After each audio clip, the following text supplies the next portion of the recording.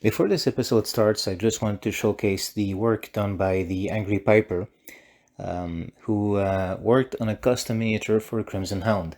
I'm very flattered, and it was really cool to see someone doing something related to the show. Really, it was really fun for me to see this.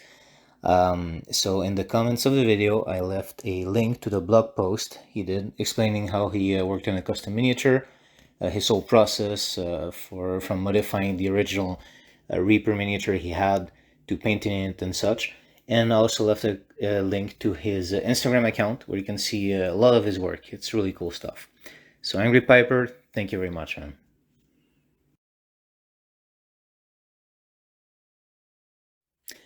Disclaimer. This fictional serial will contain mature subject matters, including but not limited to the subject of drug use. This story does not seek to glorify addiction or drug use. It is a horror story that, like many such fictional material, explores dark themes. The Crimson Hound is meant to be a flawed anti-hero, and the viewer is not meant to agree with everything he does. Also keep in mind that in a serialized format, the whole story will be told over many episodes, so one single episode will not be a good representation of the completed story. Feedback is always welcome in the comments.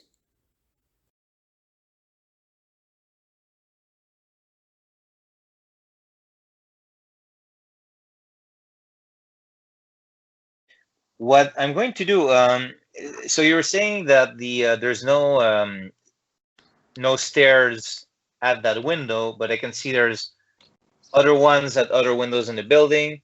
Mm-hmm. If I understood correctly. Mm-hmm. Okay. And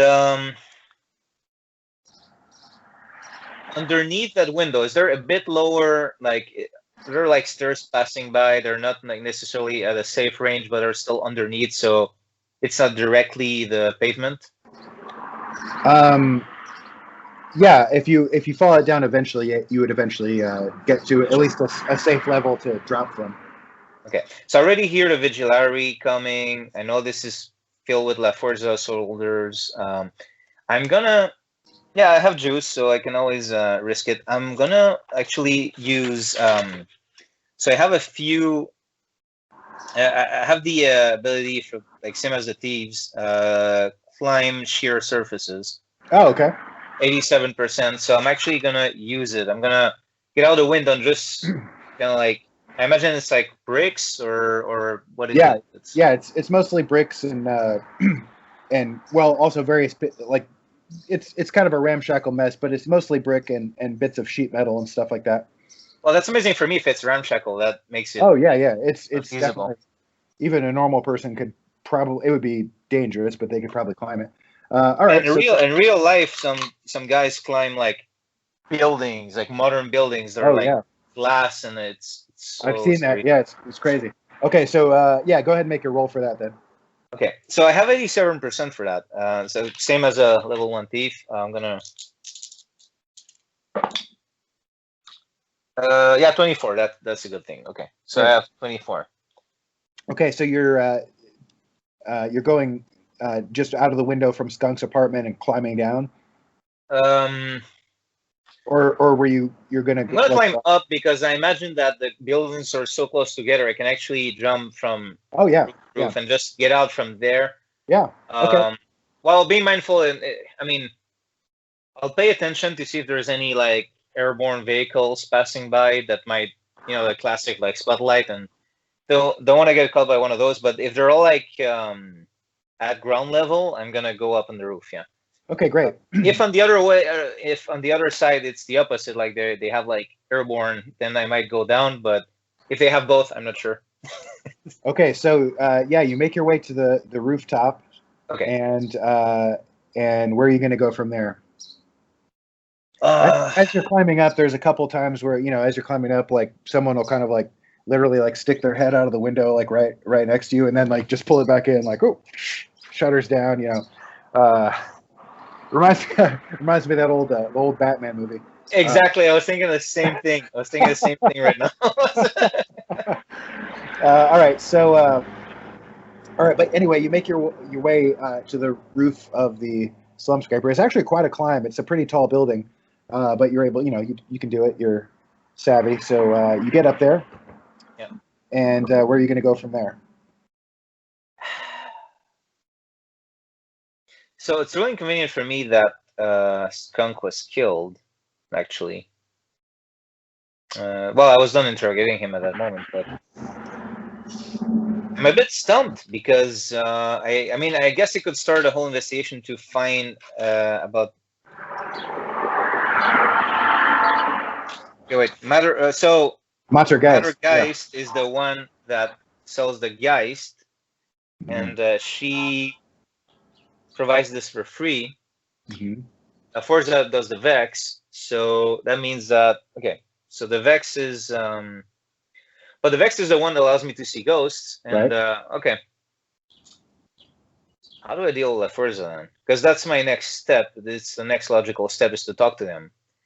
So okay, you know what? I'm gonna go back to I just got to the ceiling. I kind of get my bearings, see where the Vigilari are coming from to avoid them. And if it's feasible at all, I'll go back to where the two La Forza soldiers that were there when I came back. I'm gonna go back to that spot, see if they're still there. Okay, so that would probably involve the quickest way to do it would basically to climb down the other side of the building. Does that sound about right? Or were you wanting to like go inside? Oh, okay. Go down through the middle. Well, I mean, I did go to the ceiling, to the roof, because I would have wanted to get my bearings, like see what cars were coming from where. Like it gives me kind of like an idea of what's going on down there. Yeah. It's still so the view you get up there, it's still very foggy. You can see some distant Vigilari patrol vehicles with like flashing lights and whatnot. But it actually looks like they've stopped at some other building that's like quite a ways down the street.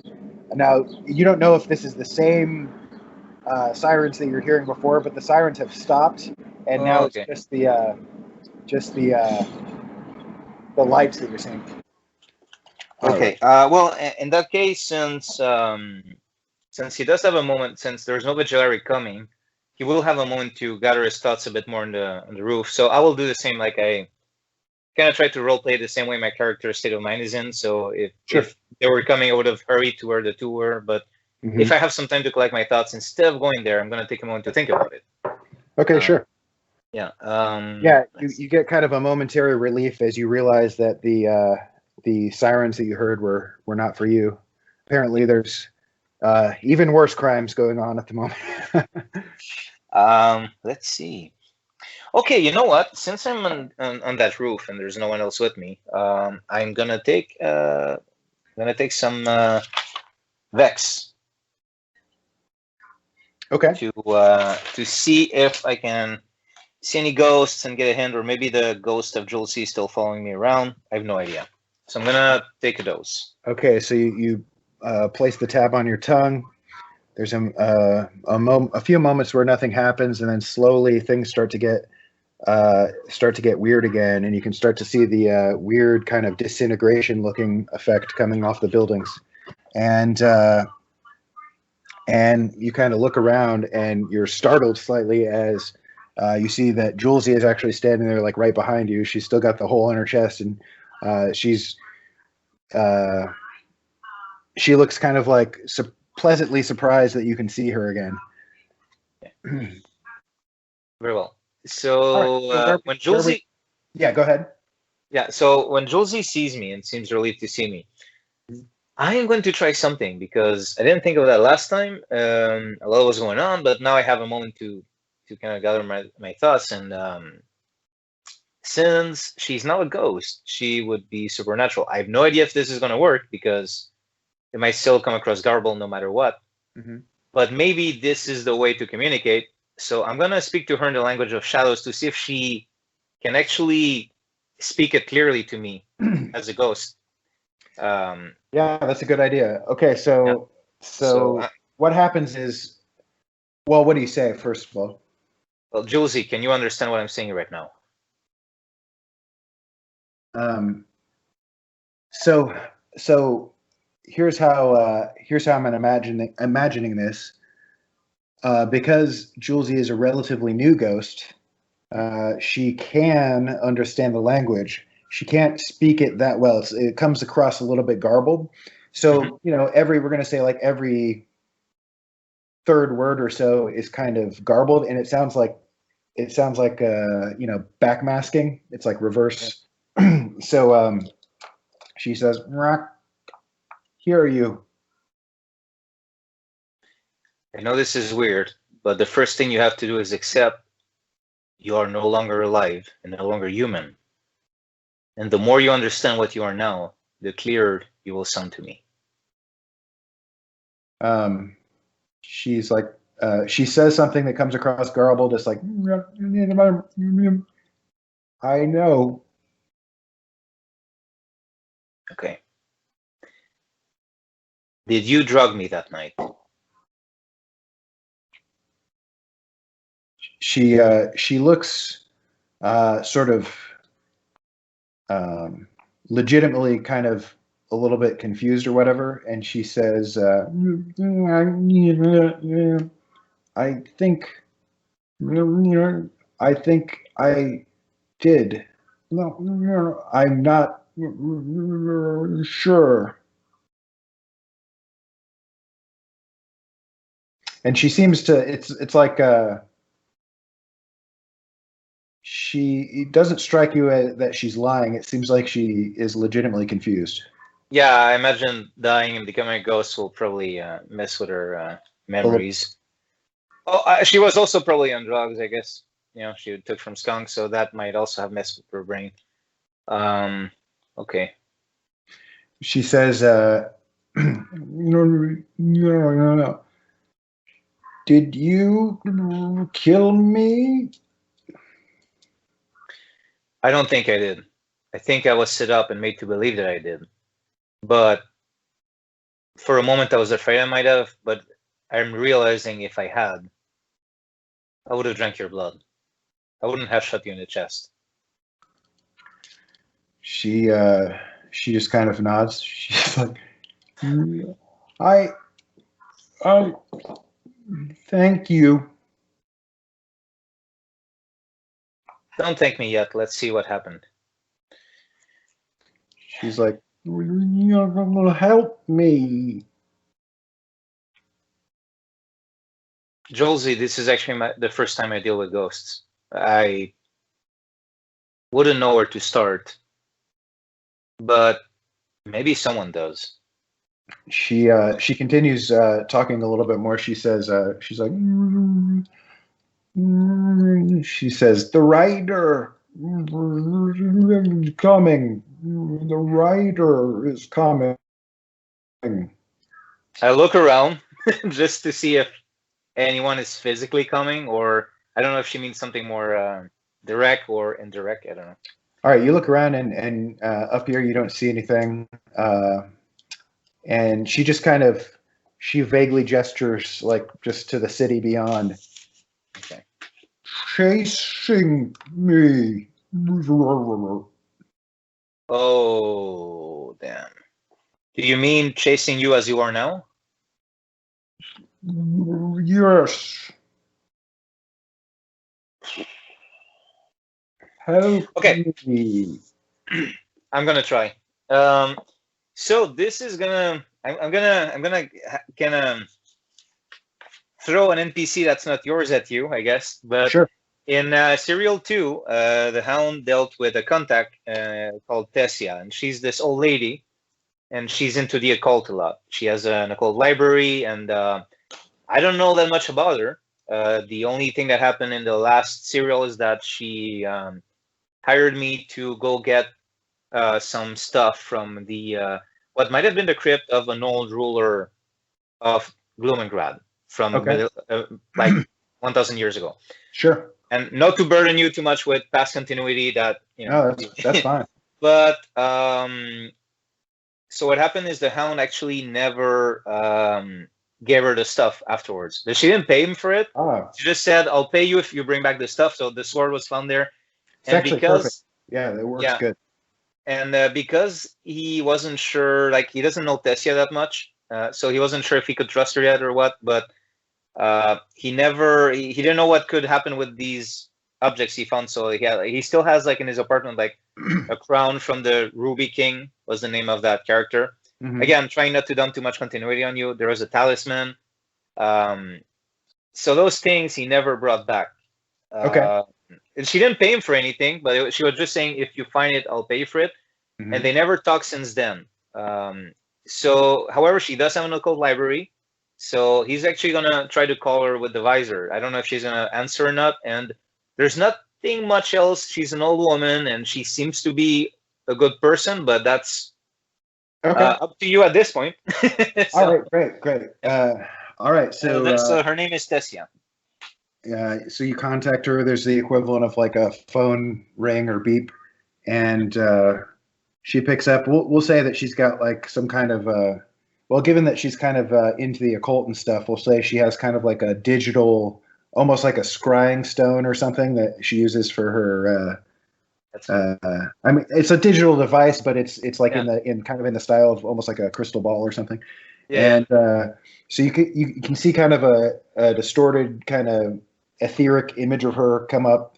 And does she know you like by the Crimson Hound or? Yeah, exactly. She knows me by my vigilante identity. Yeah. Okay, great. So she says, "Hound. Oh, I wasn't expecting to hear from you. I thought you'd perhaps been killed or something." No, I wasn't. However, I did not find the things we're looking for. The place was already looted. And actually, when I was leaving, someone was arriving with a bike, but by then I was hurt, so I have no idea who it was.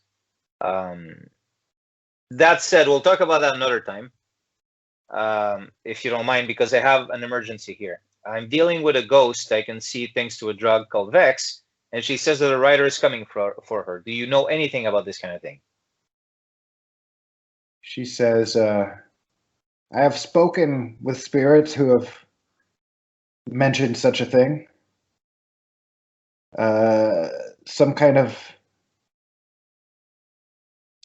of spiritual harvester roaming the streets, collecting the souls of the dead, like a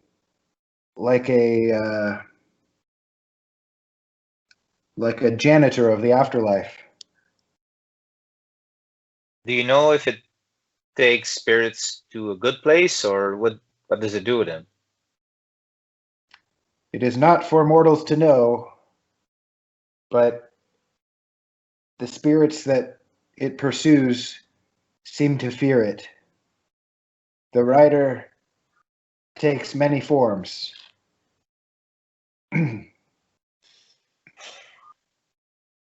Do you know if ghosts' memories are affected when they die, or if their memory is not very good right now, would it be due to other causes like drugs? She says, the longer that the dead are forced to roam in a state of confusion, lost on the mortal plane, the more of their lives they will come to remember. Is it bad for a ghost to remain as they are in this world? It is not meant to be. It is unnatural. There is a torture, a glitch in the soul, something unfinished. So if it's finished, they move on to where they should go. Is that it? The stories about this sort of thing vary, but it seems that if they finish whatever it is that is fettering them to this plane, then they at least have the opportunity or the choice to move on.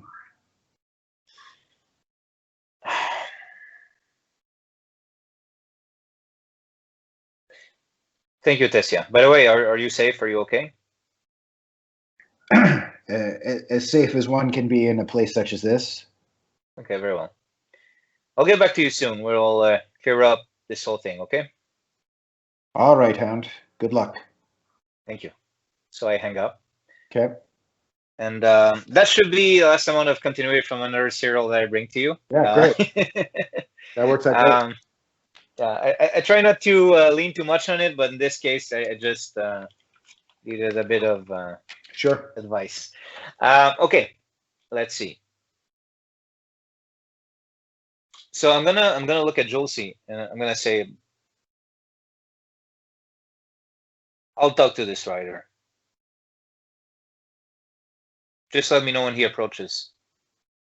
She nods and she kind of like, you know, motions as if she's kind of like taking your hand. Obviously, her hand does not make contact with yours, but she kind of puts it there anyway.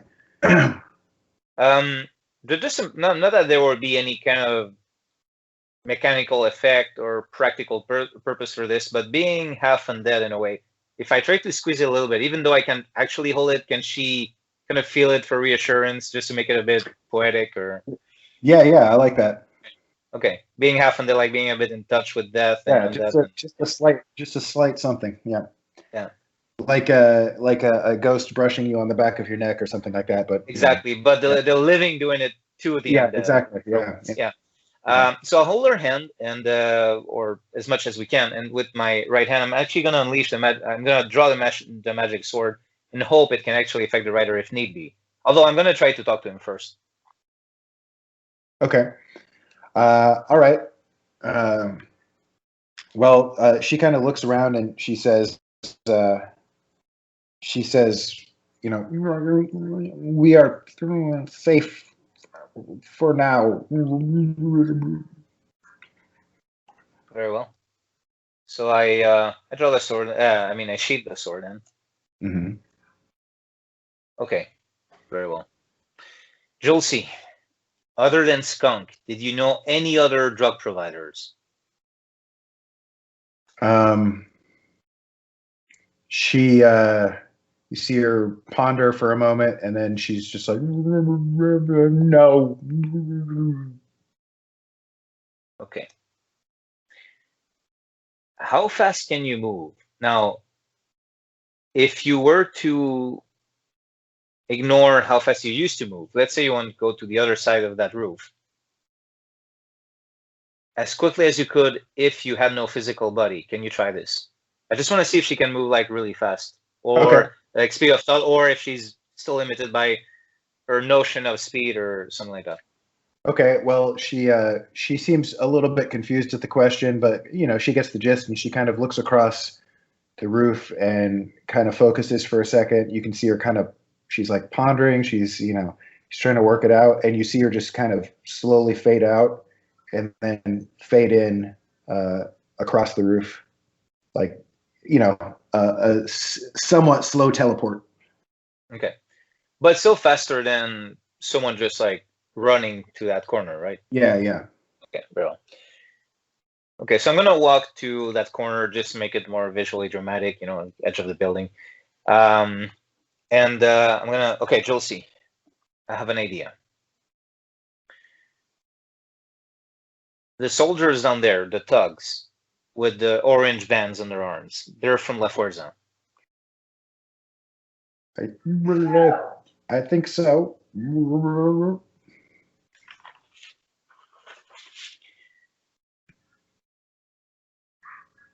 So I need you to see with your new abilities.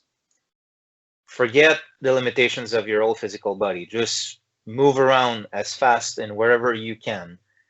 Try to follow any of them that might be getting drugs. Try to follow the path all the way to the main provider. Along the way, if at any moment you see the writer, you come back to me here on this roof, okay? She says, I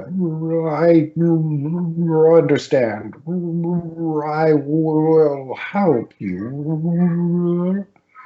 And all right, great. So with that, she kind of fades out.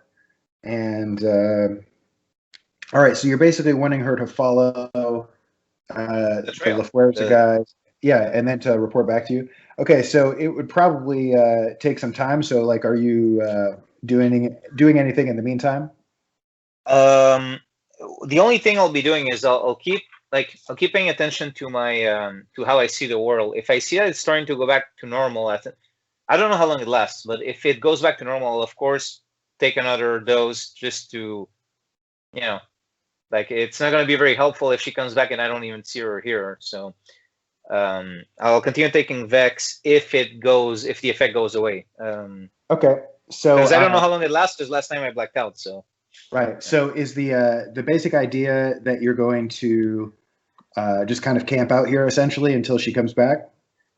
yeah, either by telling me that she has no clue, she doesn't know, or she found something. Because at this point, I'm kind of like the bitch. I have leads, but they're very like basic. I wonder how much the Hound could do in one night with that lead. So I'm gonna try to see if having a ghost help me can accelerate the process and maybe even lead me to, hopefully, but not necessarily, Mattergeist. Sure. Okay, great. So all right, so you camp out on the roof for a while. So the effects of the Vex last for about well, we're gonna randomize it here. We'll say the dose that you're on lasts for 4 hours. Okay, And, amazing. 4 hours go by without Oh. Julesy showing up. So do you pop another Vex? Yeah.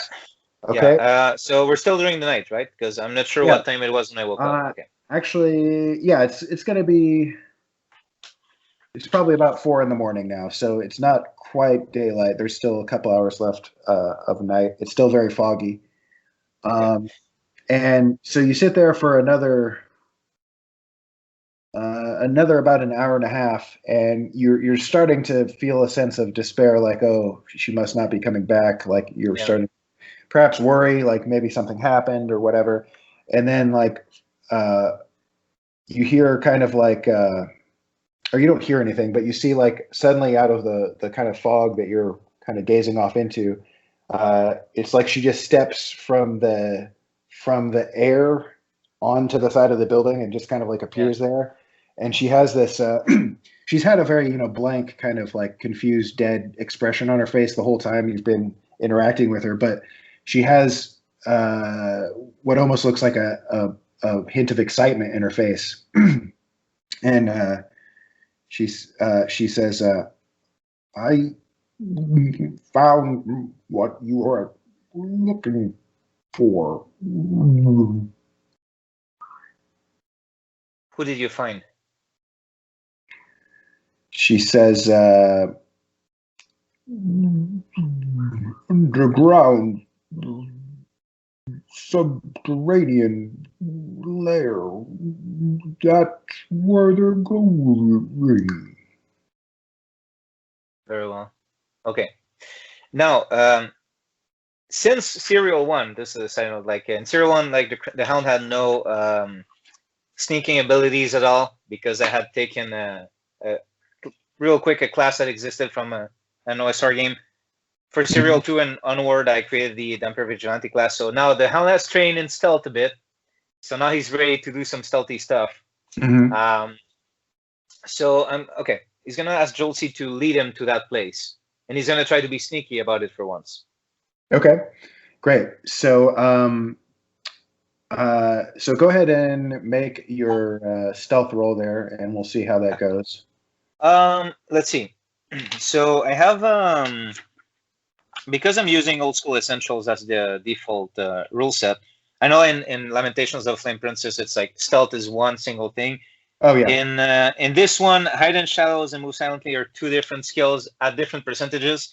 Hide in Shadows is 10%, Move Silently is 20%. Do you want me to do like both every time, or do we make a roll that's average of both, or take the lowest? How do you want to do this? Good question. Let's just do one of each, and we'll determine how stealthy you are that way. Okay. It's oh my god, these are actually really. It's kind of funny because in Lamentations you start with 1 in 6 chance. Anyone can. So stealth, even a fighter has a 1 in 6 chance. Yeah, yeah. Mm-hmm. And in Old School Essentials, the thief starts with a 10% chance, which means that a Lamentations fighter is sneak. Lamentations dwarf is sneakier than a thief in Old School Essentials. Right. Which is all unrelated to the serial we're playing. Okay, so Okay, so I have hide and shadows move silently. Let me know when will be like. Do you want me to roll now for both, or Yeah, go ahead and roll now for both, and I'll kind of. or do you want to roll for me, or I don't know how you want to do Oh, this. good question. Yeah. So what's your percentage on each? It's hide and shadows is 10%, and move silently is 20%, and I'll even. I don't know if I can do this, but no, I can't use juice if I don't even know if it worked or not. So okay, never mind. Okay, so yeah, that's fine. All right, great. So so here's what happens.